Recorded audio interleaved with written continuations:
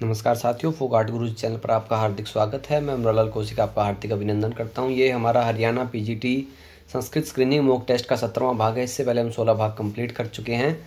जो हमने कंटिन्यू 16 भाग से कारणवश किसी कारण लास्ट के जो 2-3 दिन है वो हम लाइव टेस्ट नहीं कर पाए। तो आज ये हमारा 17वां भाग होगा। 16 भाग जिस भी साथी ने नहीं देखे तो वो प्ले लिस्ट में जाके उनको देख सकता है। तो साथियों, इसमें थोड़ा सा जल्दबाजी में तैयार की गई पीडीएफ है, क्योंकि 2-3 दिन से हमारी क्लासेस छूटी हुई। तो यहाँ पर हम नंबरिंग नहीं हो पाई, इसके लिए क्षमा चाहता हूँ। तो यहाँ पर हम प्रश्न करेंगे। जैसे पहला प्रश्न है हमारा, आख्यायिका वर्तते। मैं फिर भी आपको सीक्वेंस याद रखने की कोशिश करूँगा और आप भी साथ ही करते रहें, जिससे कि एक सीक्वेंस बनी रहे। आख्यायिका वर्तते, आख्यायिका इनमें से कौन सी है जो आख्यायिका है? हर्षचरितम, रत्नावली, स्वपनवास दत्तम या मेघदूतम? इनमें से प्रश्न नंबर 1 है। हम थोड़ा सा सीक्वेंस याद रखने का प्रयास करेंगे। ठीक है, इस तरह से आख्यायिका वर्तते, इनमें से आख्यायिका है हर्षचरितम, रत्नावली, स्वपनवास दत्तम या मेघदूत। एक बार सभी साथी शेयर जरूर कर दिया करें। जो भी साथी हैं एक बार शेयर करें ज़्यादा से ज़्यादा। जो भी आपके स्टडी रिलेटेड ग्रुप हैं, चाहे फेसबुक है, इंस्टा है आपका, या आपका सोशल मीडिया प्लेटफॉर्म कोई भी हो, व्हाट्सएप ग्रुप है, एक बार शेयर कर दें सभी साथी। और तो यहाँ पर आंसर सभी साथियों सही है, लेकिन आंसर के साथ में हमारा एक्स्ट्रा फैक्ट्स भी होना चाहिए।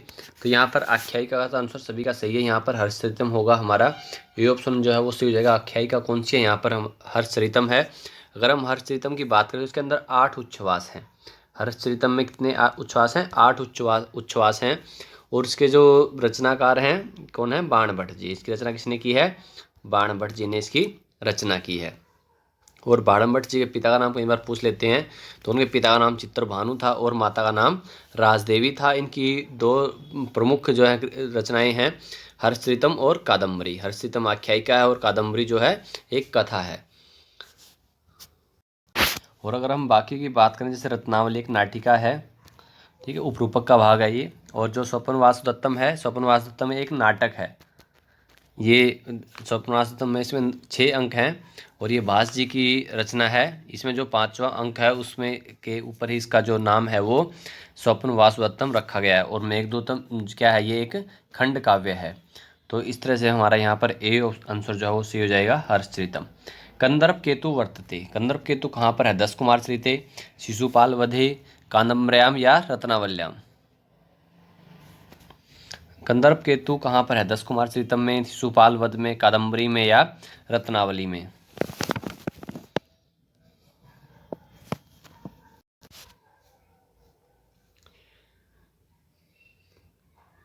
तो कंदर्प केतु कहाँ पर है? तो वो है कादम्बरी में।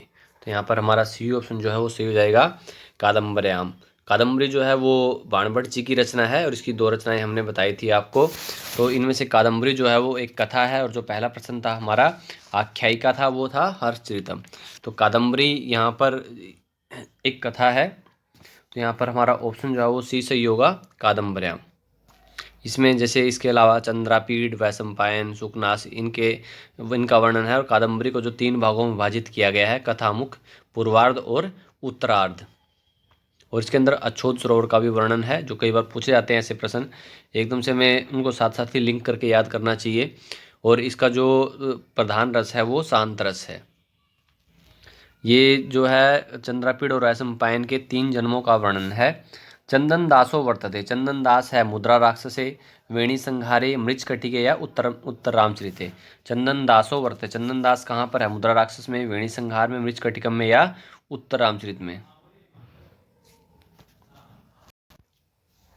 तो चंदन दास कहाँ पर है? मुद्रा राक्षस, वेणी संहार, मृच कटिक या उत्तर रामचरित?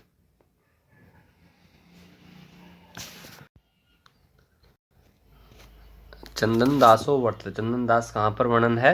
मुद्रा राक्षस है। तो यहाँ पर हमारा ए ऑप्शन जो है वो सी हो जाएगा, मुद्रा राक्षस। और मुद्रा राक्षस किसकी रचना है? विशाखा दत्त जी की रचना है मुद्रा राक्षस। तो अगला प्रश्न, रूपकस्य भेदा संति, रूपक के भेद हैं अष्ट, 10, पंचदश या द्वादश? रूपक के भेद हैं, ये प्रश्न संख्या 4 होगा। रूपकस्य भेदा संति, अष्ट, 10, पंचदश या द्वादश? रूपक के देखो बहुत आसान प्रश्न हैं कई।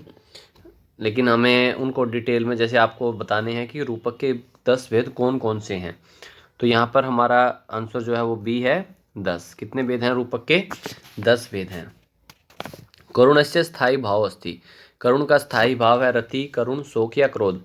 इन देखो मैंने आपको पहले भी हमने एक वीडियो में कवर किया हुआ है कंप्लीट, किस रस का कौन सा स्थायी भाव है, कौन सा देव है। इस तरह से ये हमें याद होने चाहिए सभी। तो अगर जिस साथी ने पुरानी वीडियोज़ को नहीं देखा है वो प्लेलिस्ट में जाके देख सकता है। हमने इससे पहले यूजीसी नेट के लिए भी हमने एक सीरीज़ की है लगातार, और ये जो सीरीज़ चल रही है अभी हरियाणा पीजीटी संस्कृत स्क्रीनिंग के लिए, और यही सीरीज़ जो है वो यूजीसी नेट के लिए भी बहुत इंपॉर्टेंट है जो साथी यूजीसी नेट की तैयारी कर रहे हैं। और जिसने पिछले वो वीडियोज नहीं देखे तो उनको आप प्लेलिस्ट में जाके देख सकते हैं। अभी भी इससे पहले हम 16 वीडियो कंप्लीट कर चुके हैं इस सीरीज़ के अंदर, और जो यूजीसी मॉक टेस्ट सीरीज़ है उसके अंदर भी 20-22 हमारे जो मॉक टेस्ट सीरीज़ हैं लगभग, वो वहाँ देख सकते हैं आप। तो करुण रस का जो स्थायी भाव है वो कौन सा है? तो यहाँ पर हमारा आंसर हो जाएगा 100 का है। तो सी ऑप्शन जो हमारा यहाँ सही है, 100 का है। वक्रोक्ति काव्य जीवितम इति निगद्यति कुंतकः वामनः क्षेमेन्द्रः या दंडी। वक्रोक्ति काव्य जीवितम। और साथियों आज से पहले जैसे पिछली वीडियो में मैं देख रहा था तो कुछ साथी का समय ज़्यादा लगता है हमें इसके अंदर। तो मुझे लगता है कि जो साथी लाइव देखते हैं उनको तो शायद समय नहीं लगता होगा कि वीडियो में हमारा ज़्यादा समय लग रहा है। लेकिन हाँ, अगर हम कई बार लाइव नहीं देख पाते तो हमें लगता होगा कि बीच में जैसे हम कुछ टाइम के लिए रुकते हैं 5 सेकंड आंसर के लिए, तो उसमें ज़रूर साथियों को लगता है कि हम समय ज़्यादा लग रहा है। क्योंकि अगर लाइव में हम साथ साथ आंसर करेंगे, दूसरे साथियों का आंसर देखेंगे, अपने सुझाव लिखेंगे, तो हमें उसमें टाइम हमारा अच्छे से व्यतीत हो जाता है। हमारी एक क्लास टाइप बन जाती है वो लाइव जब जुड़ते हैं। इसलिए जो सभी साथियों ने लाइव आने का प्रयास करें समय पर, कुछ दिन से लाइव नहीं हो पाया था उसके लिए माफ़ी चाहते हैं, क्योंकि कई बार हो जाता है ऐसा भी। तो उसके लिए मैंने आपको टेलीग्राम चैनल पर सूचित कर दिया था सभी साथियों को। तो यहाँ पर हमारा आंसर होगा कुंतक है। अगला प्रश्न है रामेण बाणेन हतो बाली अत्र उक्तम पदम अस्ति रामेण बाणेन बाली या रामेण बाणेन च।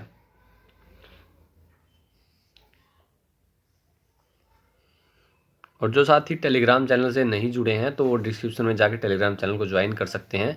इसके अलावा आप मुझे इंस्टा पर भी फॉलो कर सकते हो, जिसका लिंक आपको डिस्क्रिप्शन में मिल जाएगा।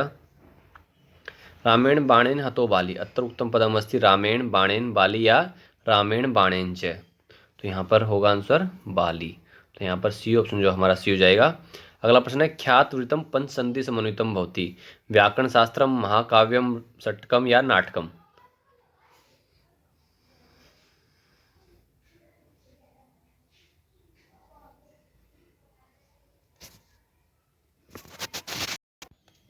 तो यहाँ पर हमारा आंसर हो जाएगा नाटकम। तो डी ऑप्शन जो हमारा सही है।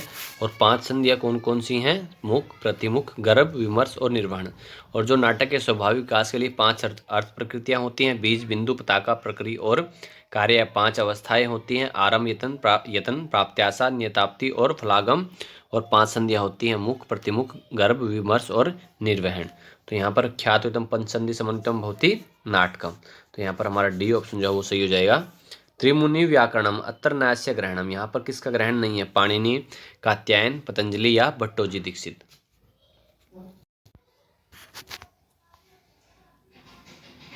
तो यहाँ पर हमारा आंसर होगा भट्टोजी दीक्षित। तो यहाँ पर हमारा डी ऑप्शन जो है वो सी हो जाएगा। पाणिनि जो है इनकी अष्टाध्यायी रचना है, कात्यायन जी के जो है वार्तिककार हैं, और पतंजलि जो है वो महाभाष्यकार हैं। तो यहाँ पर त्रिमुनि में तीनों गिने जाते हैं, पाणिनि, पतंजलि और कात्यायन। लेकिन भट्टोजी दीक्षित जो है वो त्रिमुनि में नहीं गिने जाते हैं। तो यहाँ पर हमारे से नय अस्य ग्रहणम पूछा गया है। तो यहाँ हमारा आंसर जो है वो डी से हो जाएगा। तत्त्वमसि अत्र अखंडार्थ बोधकेषु त्रिषु संबंधेषु अयं नास्ति समानाधिकरण्यम विशेषण विशेष्य भावः अयुत्सित संबंधः या लक्ष्य लक्षण भावः। तत्त्वमसि अत्र अखंडार्थ बोधकेषु त्रिषु संबंधेषु अयं नास्ति।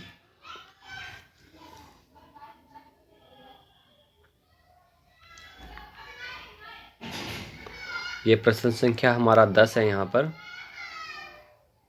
तत्त्वमसि अत्र अखंडार्थ बोधकेषु त्रिषु संबंधेषु अयं नास्ति समानाधिकरण्यम विशेषण विशेष्य भाव है अयुत्सित संबंध या लक्ष्य लक्षण भाव है। तो यहाँ पर हमारा आंसर होगा अयुत्सित संबंध है। तो सी आंसर जो हमारा सी हो जाएगा।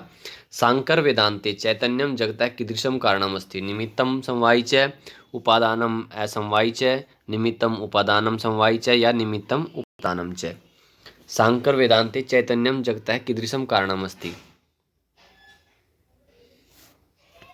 सांकर वेदांते चैतन्यम जगतः कीदृशम कारणमस्ति। कैसा कारण है? निमित्त समवायी, उपादान और असमवायी, निमित्त और उपादान, समवायी च, या निमित्त उपादान, इनमें से कौन सा है? तो यहाँ पर हमारा आंसर होगा निमित्तम उपादानम च। तो यहाँ पर हमारा डी ऑप्शन जो है उसी हो जाएगा, निमित्तम उपादानम च। अज्ञानम नास्ति, अज्ञान नहीं है, त्रिगुणात्मकम, अभाव रूपम, सद असद्भ्याम निर्वचनीयम, या ज्ञान विरोधी। अज्ञानम नास्ति, ये प्रश्न संख्या 12 है। अज्ञानम नास्ति, त्रिगुणात्मकम, अभाव रूपम, सद असद्भ्याम निर्वचनीयम, या ज्ञान विरोधी। अज्ञान नहीं है, तो इनमें से कौन सा नहीं है हमें वो बताना है। तो यहाँ पर हमारा आंसर होगा अभाव रूपम। तो यहाँ पर बी जो है वो सही हो जाएगा, ज्ञानम नास्ति भाव रूपम, अभाव रूपम। वेदी निर्माण विधि लभ्यते स्रोत सूत्रे, धर्म सूत्रे, गृह्य सूत्रे, या सुलभ सूत्रे। वेदी निर्माण विधि जो है वो कहाँ पर मिलती है? स्रोत सूत्र में, धर्म सूत्र में, गृह्य सूत्र में, या सुलभ सूत्र में।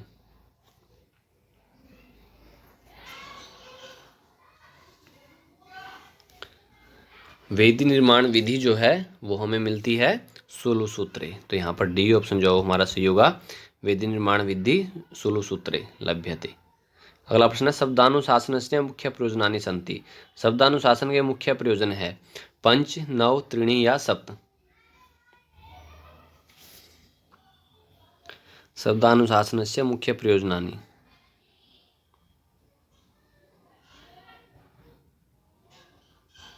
शब्दानुशासन के मुख्य जो प्रयोजन है वो है पंच। तो यहाँ पर हमारा जो है ए ऑप्शन जो है वो सी हो जाएगा, पंच।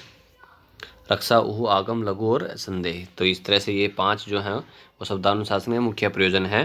देवायतम कुले जन्म मदायतम तो पौरुषम इत्युक्ति ही विद्यते। ये उक्ति जो है वो कहाँ पर है? वेणी संहारे, मुद्रा राक्षसे, उत्तरामचरिते, या शिशुपाल वधे। देवायतम कुले जन्म मदायतम तो पौरुषम।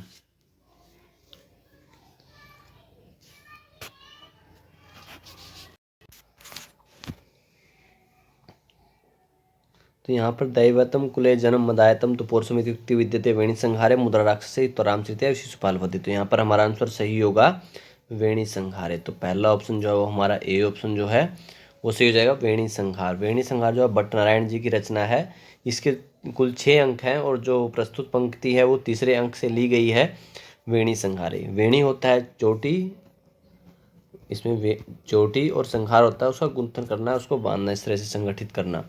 तो यहाँ पर जो है महाभारत से है ये जो इसका कथा वृत्तांत है। तो वहाँ पर द्रौपदी की जो चोटी बांधने का जो होता है लास्ट में अंतिम वृत्तांत, जहाँ दुर्योधन की मृत्यु के बाद, इसमें जब जो दुशासन है वो द्रौपदी को खींचते हुए लाता है वहाँ पर, तो जब द्रौपदी वहाँ पर शपथ लेती है कि मैं इसकी जो रक्त से अपने चोटी को बांधूंगी, तो इसमें दुर्योधन को है जो नायक माना गया है, और अंत में दुर्योधन के वध के कारण इसको एक दुखांत नाटक भी माना जाता है। तो यहाँ पर जो हमारा आंसर होगा वो होगा वेणी संहारे। ए ऑप्शन जो हमारा सी हो जाएगा। श्रीकंठ इति उपाधिना अलंकृत अस्ति। श्रीकंठ इस उपाधि से अलंकृत है। कालिदास है, भवभूति, भाषा, या श्रीहर्ष है। श्रीकंठ इति उपाधिना अलंकृत अस्ति। श्रीकंठ जो उपाधि से अलंकृत है। ये प्रश्न संख्या हमारा 16 है, षोडश। बीच बीच में आप ध्यान करते रहे, मैं भूल जाता हूँ प्रश्न संख्या बताना आपको। तो श्रीकंठ इसी उपाधि से अलंकृत हैं तो वो है भवभूति जी। तो यहाँ पर हमारा बी ऑप्शन जो है वो सी होगा, श्रीकंठ इति उपाधिना अलंकृतो अस्ति भवभूति ही। ऋग्वेद से पाठकारो अस्ति। ऋग्वेद के पाठकार हैं साकल्य है, गार्ग्य है, आर्ष्य है, या शाकपुणी ही। ऋग्वेद से पाठकारो अस्ति,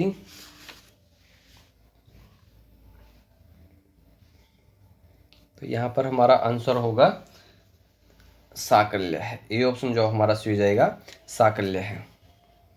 अगला प्रश्न है, संचारणी दीपशिखे और रात्रौ अत्र उपमेय अस्ति। यहाँ पर उपमेय क्या है? संचारणी दीपशिखे और रात्रौ। इंदुमती, सुदक्षिणा, शकुंतला, या उमा।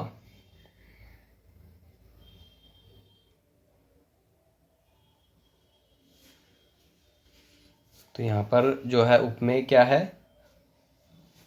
यहाँ उपमेय है इंदुमती, तो ए ऑप्शन जो हमारा सी है यहाँ पर इंदुमती। यदा सविकल्पकानन्तरं हानोपादानोपेक्षया बुद्धयो जायन्ते तदा इंद्रियकरणं ज्ञानं करणं पदार्थकरणं या इंद्रियात् सन्निकर्षः करणम्।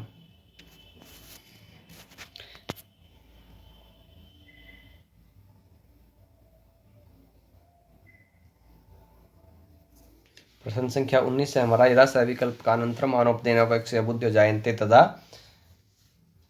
ज्ञानम करणम, तो यहाँ पर बी ऑप्शन जो हमारा सही है, ज्ञानम करणम। भिन्नार्थकस्य तस्य शब्दस्य आवृत्ति भवति अनुप्रासे मालानुप्रासे यमके या अनन्वयालंकारे। भिन्नार्थकस्य तस्य शब्दस्य आवृत्ति भवति।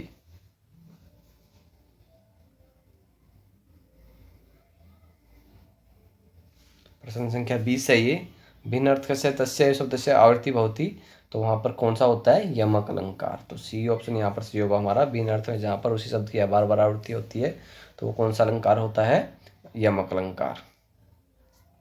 वैदर्भी रीते कवि अस्ति, वैदर्भी रीति के कौन से कवि हैं यहाँ पर, सुबंधु, कालिदास, श्रीहर्ष या बाणभट्ट।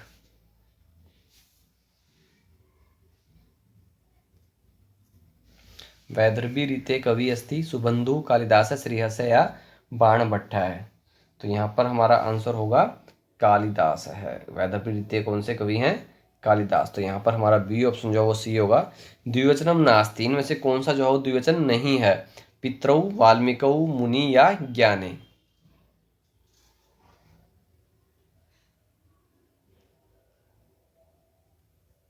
इनमें से कौन सा द्विवचन में नहीं है, पितरौ, वाल्मीकौ, मुनि या ज्ञाने। तो यहाँ पर हमारा आंसर है बी ऑप्शन, यहाँ हमारा सही होगा बी।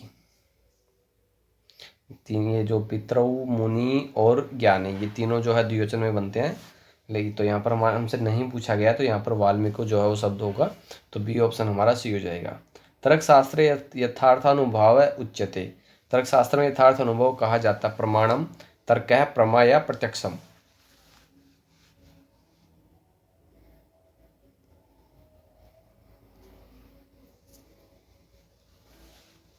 तर्कशास्त्रे यथार्थ अनुभव उच्यते, प्रमाणम, तर्कः, प्रमा या प्रत्यक्षम। तर्कशास्त्र में यथार्थ अनुभव कहा जाता है तो प्रमा को, तो यहाँ पर हमारा सी ऑप्शन जो है वो सही होगा, प्रमा।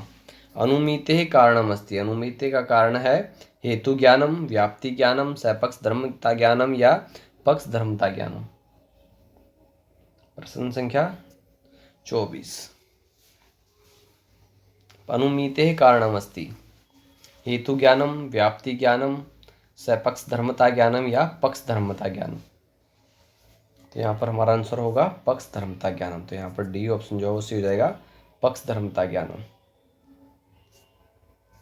आर्षेः ब्राह्मणं वर्तते, सामवेदस्य, शुक्लयजुर्वेदस्य, कृष्णयजुर्वेदस्य या ऋग्वेदस्य। आर्षेय ब्राह्मण है सामवेद के, शुक्लयजुर्वेद के, कृष्णयजुर्वेद के या ऋग्वेद के।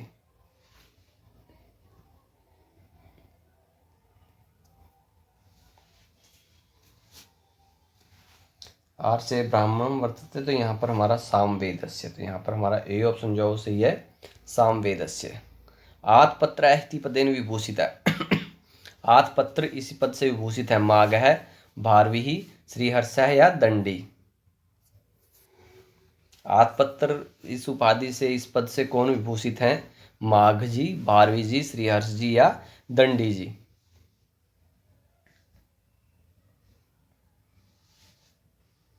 आत्पत्र है, एकदम से हमें नाम अपने आप ही आ जाता है जुबान पर, तो यहाँ पर हमारा आंसर कौन सा सही होगा, आत्पत्र है, भारवी। तो यहाँ पर बी ऑप्शन जो हमारा सही हो जाएगा, आत्पत्र है, भारवी। एतत् महाकाव्यम नास्ति, इनमें कौन सा जो है महाकाव्य नहीं है, बुद्धचरितम, जानकी हरणम, हरविजयम या रत्नावली।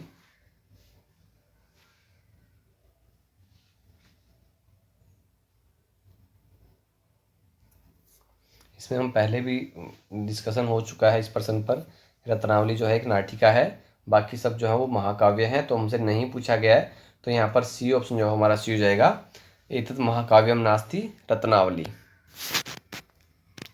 पृथ्वी सूक्तम से ऋषि विद्यते, पृथ्वी सूक्त के जो ऋषि हैं, अथर्वा, वशिष्ठ, ब्रह्म या नारायण। पृथ्वी सूक्त के ऋषि हैं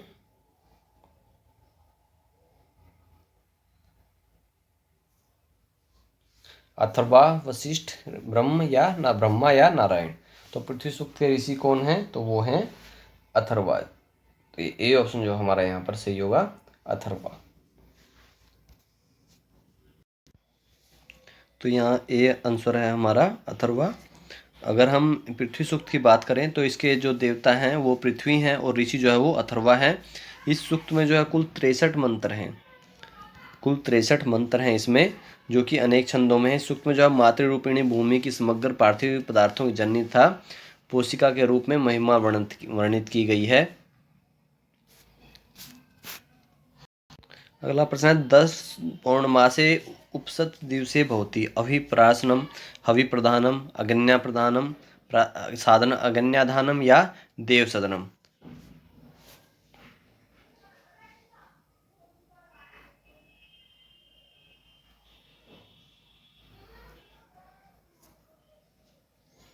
दर्श पौर्णमासे उपवस्त दिवसे भवति हविप्रासनम, हविप्रधानम, अग्न्याधानम या देव सदनम। तो यहाँ पर हमारा होता है अग्न्याधानम। सी ऑप्शन जो हमारा सही हो जाएगा। अगला प्रश्न है प्रश्न संख्या 30। वर्णोपदेशस्य प्रयोजनम अस्ति इष्टबुद्ध्यर्थम, वृत्तिबुद्ध्यर्थम, अनुबंधबुद्ध्यर्थम या अनिष्टबुद्ध्यर्थम। वर्णोपदेशस्य प्रयोजनम अस्ति, वर्णोपदेश का प्रयोजन क्या होता है? इष्टबुद्ध्यर्थम, वृत्तिबुद्ध्यर्थम, अनुबंधबुद्ध्यर्थम या अनिष्टबुद्ध्यर्थम।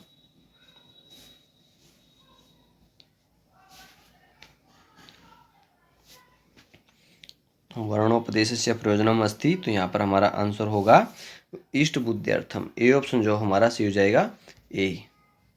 अगला प्रश्न है अत्र आशीर्लिंग वर्तते, इनमें से कौन सा आशीर्लिंग है? भूयात, एदेमहि, भूयासम, एदिशिष्ट, भवेयुः, अधे या भूया एदिष्ट। इनमें कौन सा जो आशीर्लिंग लकार में है?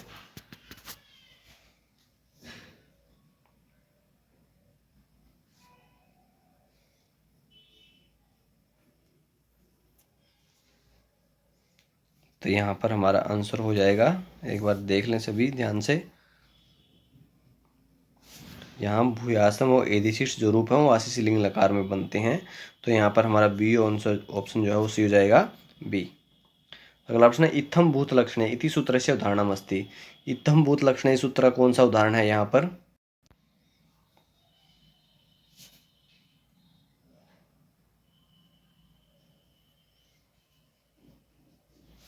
ये प्रश्न के बारे में हम बहुत पहले हमने डिस्कस किया, अच्छे से पता है, जनरल यूज़ में, मतलब हम इसको एक आम उसमें पढ़ते हैं। इत्थम भूत लक्षण के इसमें कौन सा उदाहरण होगा?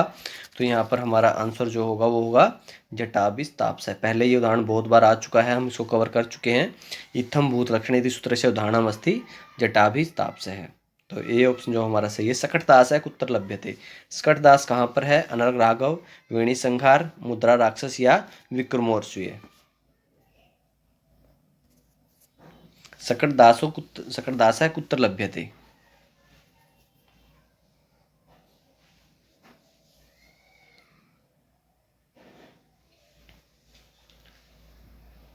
सकटदास जो कहाँ पर है? तो वो है मुद्रा राक्षस में। तो यहाँ पर सी ऑप्शन जो हमारा सही होगा, मुद्रा राक्षसी। काल दृष्टिया क्या प्राचीनतम है? समय की दृष्टि से कौन प्राचीन है? कालिदास, भवभूति, भास या श्रीहर्ष।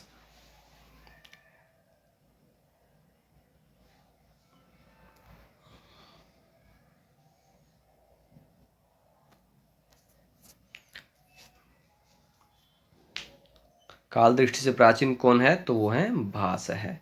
सी ऑप्शन जो है मोस्ट इंपोर्टेंट प्रश्न है, तो सी यहाँ पर हमारा आंसर सही हो जाएगा। काल दृष्टिया क्या प्राचीनतम है? भास है। अगला प्रश्न है अर्थो ही कन्या प्रत्यय वचनम कुत्र वर्तते। कहाँ पर है ये वचन?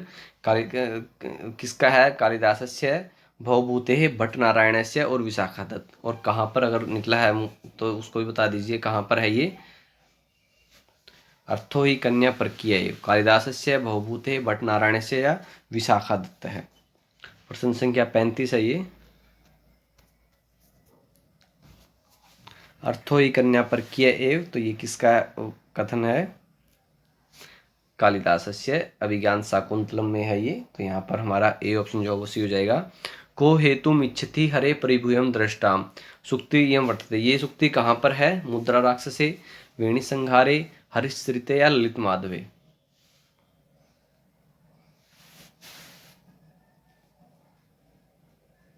को हर्तुम इच्छति हरे परिभूय दृष्टाम दृष्टाम, तो यहाँ पर मुद्रा राक्षसे। ये ऑप्शन जो हमारा सी होगा, मुद्रा राक्षसे।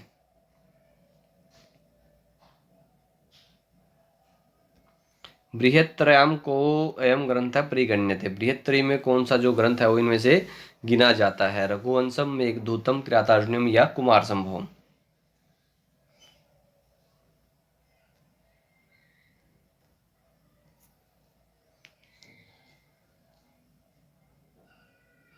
इनमें से कौन सा ग्रंथ जो है बृहत्त्रयी के अंदर गिना जाता है? तो वो होगा किरातार्जुनीयम, किशन, किरातार्जुनीयम, शिशुपाल वध और नैषधृत।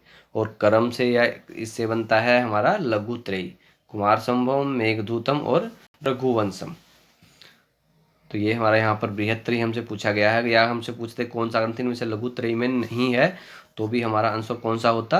किरातार्जुनीयम। भास्कर पतंजलि वचनेन ज्ञायते यत नवधा ही सामवेद है, ऋग्वेद है, धनुर्वेद है या अथर्ववेद है। भास्कर भाष्यकार पतंजलि के मत से प्रतीत होता है कि नवधा क्या है? सामवेद, ऋग्वेद, धनुर्वेद या अथर्ववेद।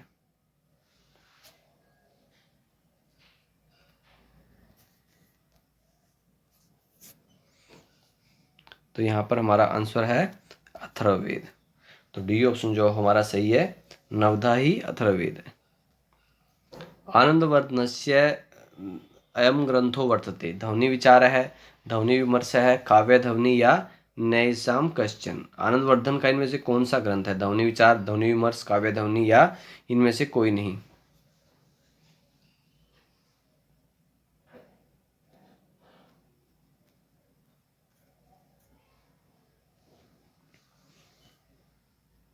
तो इनमें से कोई भी जो ग्रंथ है वो आनंदवर्धन जी का नहीं है। तो यहाँ पर डी ऑप्शन जो हमारा सही होगा।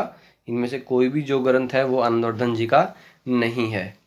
अगला प्रश्न है त्वमेव माता च पिता त्वमेव अस्मिन् पादे छंदो विद्यते। इनमें से इस पाद में कौन सा छंद है? उपजाति, स्त्रग्धरा, वसंतिलिका या मालिनी। त्वमेव माता च पिता त्वमेव।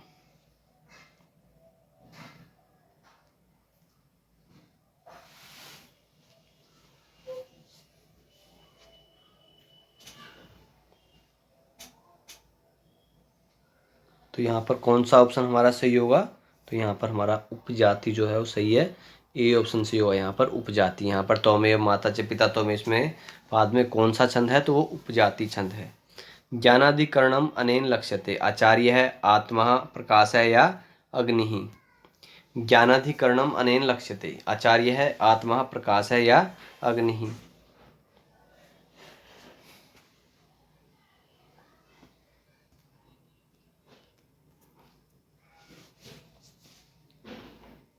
ज्ञानाधिकरणम अनेन लक्ष्यते आत्मा। तो यहाँ पर हमारा बी ऑप्शन जो है वो सही होगा, आत्मा। निर्विकल्पक समाधि विघ्नो वर्तते। लय, चित्तम, हिंसा या चित्तवृत्ति। निर्विकल्पक समाधिनो विघ्नो वर्तते। लय, चित्तम, हिंसा या चित्तवृत्ति।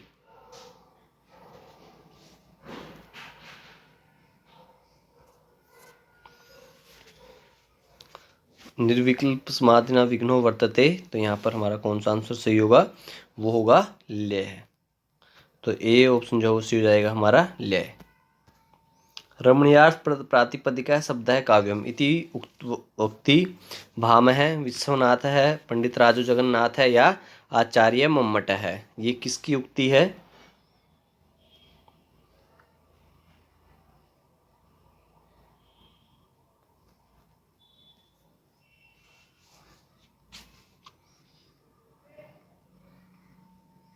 तो यह है पंडित राजो जगन्नाथ है। तो यहाँ पर सी ऑप्शन जो हमारा सी हो जाएगा, पंडित राज जगन्नाथ जी की उक्ति है ये। अगला प्रश्न है रसात्मकम वाक्यमेव काव्यम मनुते। कौन मानते हैं रसात्मक वाक्य कोई काव्य है? मम्मट, विश्वनाथ, वामन या आनंदवर्धन।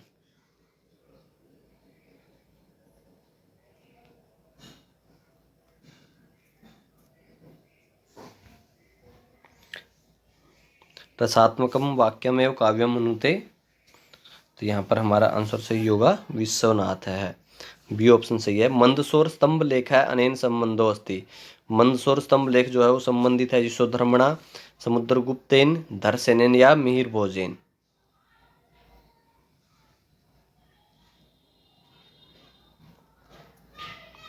मंदसौर जो स्तंभ लेख है वो किससे संबंधित है, तो वो है यशोधर्मणा। तो यहाँ पर हमारा ए ऑप्शन जो है वो सही हो जाएगा, यशोधर्मणा। अगला प्रश्न, मम्मट दिशा कति शब्द सकते हैं, 4, 5, 3 या 6।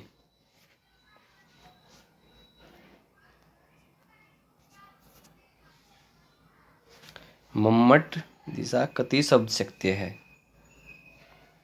तो वो होती हैं 3, अभिधा, लक्षण और व्यंजना। सांख्य शास्त्रे आत्मा कथ्यते। सांख्य शास्त्र में आत्मा किसको कहा जाता है, पुरुष, मन, प्रकृति या अहंकार।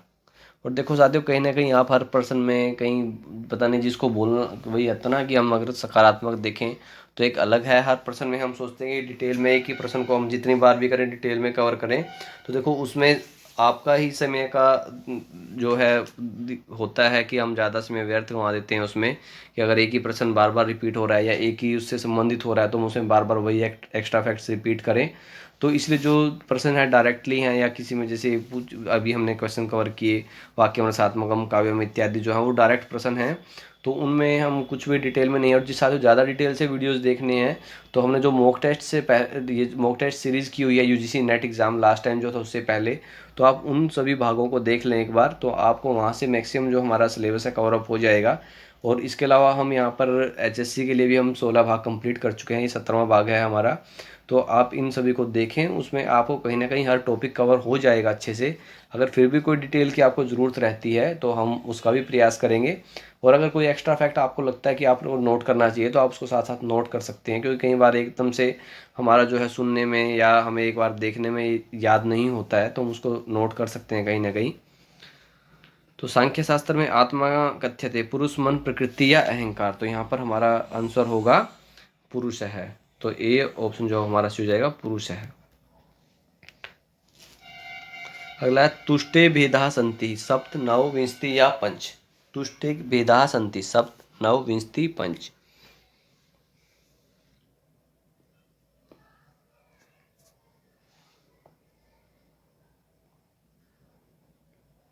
तो वो होते हैं 9। तो यहाँ पर हमारा बी ऑप्शन जो है वो सही होगा 9।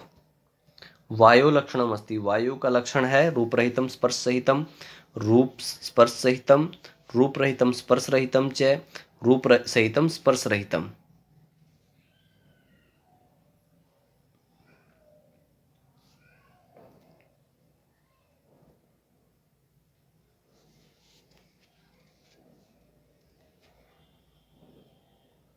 वायु का लक्षण क्या होता है, रूप रहित और स्पर्श सहित। तो यहाँ पर हमारा ए ऑप्शन जो है वो सही होगा, रूप रहित और स्पर्श सहित। पितरो अत्र समास अस्ति। पितरों में कौन सा समास है, द्विगु, क्रमधारय, द्वंद्व या न अत्र समास संभव होती। यहाँ पर कोई समास नहीं है। पितरों में कौन सा समास है, द्विगु, क्रमधारय है, द्वंद्व या कोई भी समास इसमें नहीं है।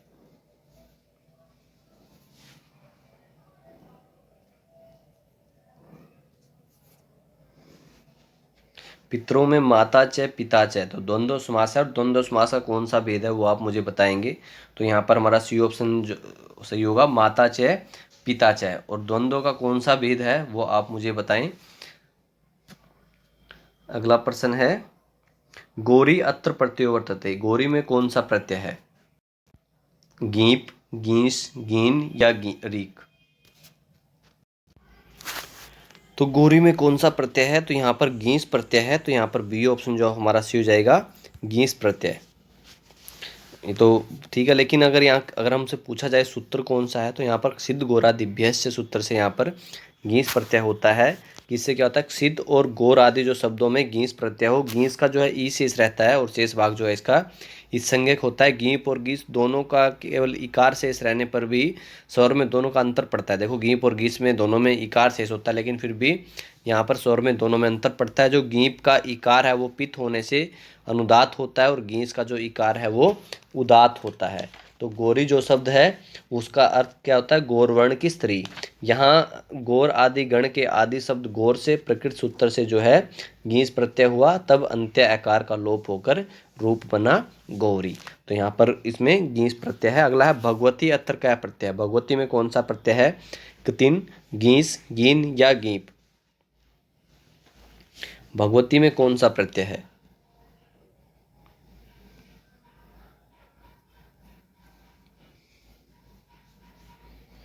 भगवती में कौन सा प्रत्यय है, तो यहाँ पर हमारा आंसर होगा गीन। तो सी ऑप्शन जो हमारा सी हो जाएगा गीन प्रत्यय। अत्र कर्म प्रवचनीय संज्ञा वर्तते, इनमें कर्मवचनीय संज्ञा है। उपस्ति वैकुंठम हरि पर्जन्य है, जप मनु प्रावर्षत, अंतरेण हरिम न सुखम और निक्सा लंकाम। और साथियों इस सीरीज़ आपको कैसी लग रही है। अगर आपको सीरीज़ छूटी है तो कुछ साथियों के तो हमें वहाँ पर मिले, जो है टेलीग्राम पर भी साथियों ने प्रश्न किए कि सीरीज़ नहीं हो रही है, तो उसके लिए माफ़ी चाहते हैं। लेकिन आप लोगों का इंटरेस्ट जो है बनाए रखिए और वीडियो को शेयर करते रहें ज़्यादा से ज़्यादा। जितना ज़्यादा हम लोग शेयर करेंगे, जितना ज़्यादा हम साथियों को जोड़ेंगे वीडियो, उतना ही अच्छा होगा आपके लिए और उतना ही हम उसको अच्छा बनाने का प्रयास करेंगे। तो सभी साथी आपको वीडियोस कैसी लग रही है, और मैं आपको बार बार कहता हूँ वीडियो को आप लाइक कीजिए, अगर अच्छी नहीं लगती है डिसलाइक कीजिए। कम से कम ऐसा तो हो कि आप वीडियो यहाँ पर हम हज़ारों में देख रहे हैं तो 100 हम कम से कम लाइक तो मिले हमें हर वीडियो के ऊपर। तो अगर मैं कहता हूँ कि अगर आप इस वीडियो में देखें तो 100 लाइक्स अगर आप जब होंगे तब आपको नेक्स्ट पार्ट हम यहाँ पर देंगे, इसका 18th पार्ट जो है। तो इसको इतना तो टारगेट लेके चलिए कि हम इसको ज़्यादा से ज़्यादा लाइक पे करें। तो 100 लाइक इसको कम से कम मिलने चाहिए वीडियो को। हम अगर इसमें इसका अगर 18वां भाग जो है वो चाहते हैं इस वीडियो का, इस सीरीज़ का, तो सभी साथी इसको लाइक करें। अगर पसंद नहीं आ रही है डिसलाइक करें, हम उनको टोटल को काउंट कर लेंगे, ऐसा नहीं है, लाइक और डिसलाइक दोनों को 100 कर लेंगे, लेकिन फिर भी 100 हमें मिलने चाहिए। तो यहाँ पर हमारा कर्म प्रोचनीय संज्ञा वर्तते, उपस्थित वैकुंठम हरि अंतरेण हरिम न सुखम निक्सालंकाम या पर्जन्य है जप मनु प्रावर्षत। तो यहाँ पर हमारा सी ऑप्शन जो सही होगा, पर्जन्य है जप मनु प्रावर्षत। सी ऑप्शन जो हमारा सही हो जाएगा। तो आपको ये सीरीज़ कैसी लग रही है। हमारे इसमें 17 भाग हम कंप्लीट कर चुके हैं और 18वें भाग से पहले आपको इस वीडियो को 100 लाइक तक पहुंचाना है। तो सभी साथी वीडियो को देखते रहें, शेयर करते रहें और कमेंट्स में अपने प्रश्नों के जवाब देते रहें। अगले इस बार हमने कुछ प्रश्नों के आंसर जो है साथियों के ऐड नहीं कर पाए, तो अगले वीडियो में हम फिर से जो आपको आंसर ऑफ द डे, इस तरह से हम सभी के आंसर शो करेंगे वीडियो के अंदर ही। जो साथी जितना भी अच्छा आंसर करेंगे उन पर्सन को, देखियो पर्सन हम अलग से भी पूछते हैं कई बार, और जो प्रश्न के अंदर से ही प्रश्न पूछते हैं, तो इसलिए उनका आंसर करने का प्रयास करते रहें, आंसर लिखें अपने और देवनागरी लिपि में इसको लिखने का प्रयास करें। तो सभी साथियों का धन्यवाद। शुभ रात्रि। घर पर रहें, स्वस्थ रहें, सुरक्षित रहें, ध्यान रखें अपना और अपने परिवार का। शुभ रात्रि।